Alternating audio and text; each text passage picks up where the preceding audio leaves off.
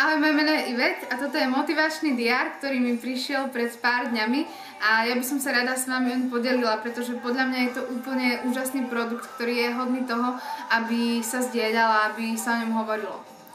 Prvá vec, ktorá ma na ňom úplne uchvátila, bola, že už keď som ho otvorila, tak som tam našla citát Steva Jobsa, ktorý je môj úplne najobľúbenejší citát. Nebudem ho čítať, lebo je veľmi dlhý, ale v zásade hovorí o tom, že je dôležité sa vždy na tej svojej ceste pozastaviť a uvedomiť si, že či naozaj ideme tým smerom, ktorý chce naše srdce a naša intuícia a naopak nie tým smerom, ktorý sa od nás očakáva. Toto je skvelá myšlienka, je to podľa mňa úplný základ, ku ktorému sa treba dennodenne vracať. Preto je skvelé, že sa nachádza hneď na začiatku tohto diára. Potom to pokračuje úžasným prehlásením a predslovom autorov, kde nám vysvetľujú presne, ktoré cvičenie nám ako môžu v živote pomôcť. To znamená, že ich tu iba nenahádzali s tým, že si máme domyslieť, ale naozaj je vidno tú precíznu prácu na tom. Kruh života. To je cvičenie, kde si veľmi merateľne môžem napísať, kde sa nachádzam a potom sa o rok k tomu vrátiť a porovnať si ten pokrok, ktorý si často pri tom bežnom zhone neuvedomujeme, že ten pokrok robíme. 101 cieľov alebo nástenka vízií. To sú veci, ktoré sú všeobecne známe a využívané. Ja ich takisto využívam a veľmi mi pomáhajú, ale využívam ich mimo toho diára. To znamená, že podľa mňa myšlienka dať tieto veci do jedného diára je absolútne revolučná a úžasná, pretože sa k tomu dennodenne vraciam. A keď si píšem aj tie jednotlivé maličké úlohy na každý deň, ktoré k diáru patria, tak si stále môžem porovnať, či je to tak nejako v súlade s tým, čo je tým hlavným cieľom.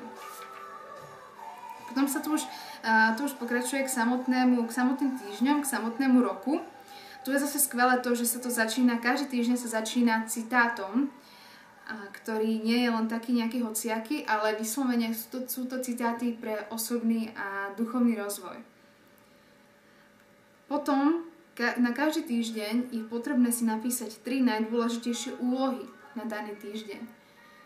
Mať určené priority v živote je jedna vec, ale toto je spôsob, ako si môžeme premietnúť tie priority aj do toho každodenného života. A presne vieme, na čo sa v ten daný týždeň potrebujeme zamerať. Čo je úžasné a veľmi to debordelizuje ten diár. Skvelá vec, o ktorej som si najprv myslela, že je zbytočná, ale potom som zistila, aké má uplatnenie, respektíve neviem, či autori to tak mysleli, ale ja som to tak pochopila. Každý týždeň je tu dvakrát. Raz je tu v takej podobe, že je tam dosť veľa miesta, na každý deň je niekoľko riadkov, kde si môžem, ja som to tak pochopila, že tam si môžem nadžabať všetky úlohy, ktoré tam chcem mať, ktoré chcem urobiť. A potom sa tu ten týždeň nachádza opäť, ale už v tom časovom harmonograme, kde si zase potom môžem už tie veci, ktoré som si tam nadžabala, tu si môžem pekne usporiadať časovo, aby som ich stihla bez toho, aby som si potom do toho musela škrtať a čarbať. Každý týždeň sa končí otázkou typu, za čo som v tomto týždni vďačná, za čo by som mohla byť na to týždeň na seba hrdá, za čo sa môžem pochváliť, čo som urobila pre splnenie svojho cieľa a tak ďalej. Čo je výborný prostriedok na to, aby som sa nesústredila na to, čo som pobabrala, čo nevyšlo, lebo to máme tendenciu robiť, ale naopak, aby som si dokázala ten týždeň prerámcovať na to, aby som si ho prerámcovala na dobrý týždeň. Ja som počula takú myšlienku, že kto nie je vnútorne motivovaný, tak tomu nepomôže ani taký diár. Tak samozrejme, kto nie je vnútorne motivovaný, tomu podľa mňa nepomôže už vôbec nič, okrem neho samého. Ale tento diár môže byť už pre toho, kto motivovaný je, tak ho môže podporiť v tom, aby na tej svojej ceste zotrval a môže to byť jednou takouto malou skladačkou v tej mozaike všetkého toho úspechu a šťastia.